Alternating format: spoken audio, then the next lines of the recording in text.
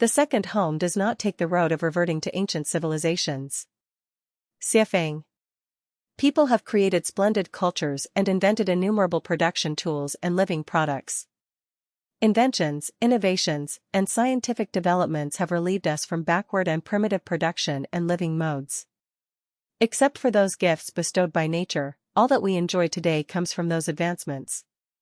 If civilization abandoned science and technology, then it would not be an advancement, but a regression. The way of the greatest creator is the way of nature. Scientific inventions and technological advancements have not gone against nature, but some have been used in irrational ways.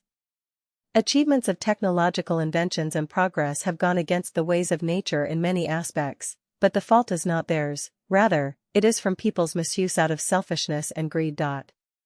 Cutting vegetables is a natural use for a knife, but using it to cut woods or to kill people is a misuse. The problem lies not with the knife, but rather with the person who misuses it. It would be extremely illogical to blame the knife rather than to look into the false consciousness of the person who behaves irrationally. Would it be better to use toilet paper or clods of soil to wipe one's buttock? Of course, toilet paper is better, at least more hygienic.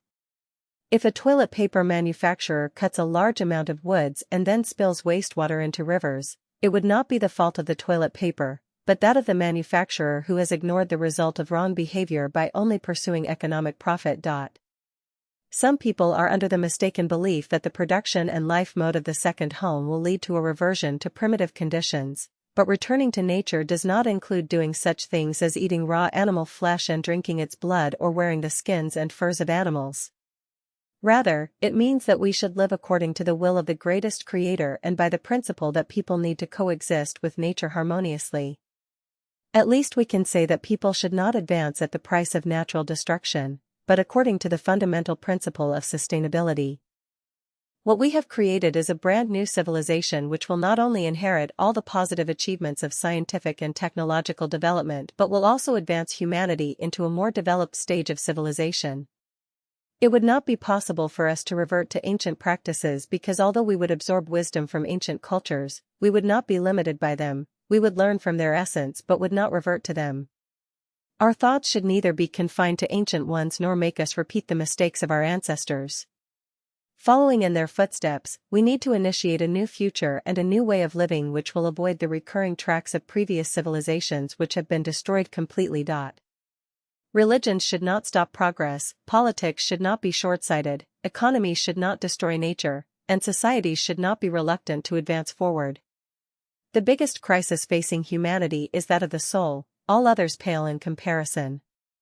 When this crisis is eliminated, all others will disappear automatically. Do not define the second home by using concepts of old production and life modes, and do not assume that the second home will be the same as any other living mode in human history.